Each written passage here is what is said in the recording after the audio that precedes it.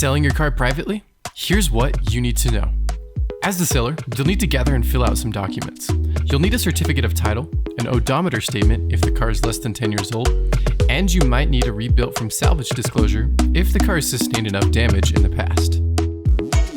After you have a serious buyer, the next step is to fill out a bill of sale. Now, Michigan doesn't require a bill of sale, but can provide proof of sale and be useful in other ways. For example, if the new owner uses the vehicle in a crime, a bill of sale can exempt you from liability. Next, you'll need to transfer the title to its new owner.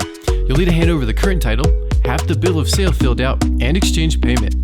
If you need to replace the title, you can get a duplicate at a Michigan Secretary of State branch office.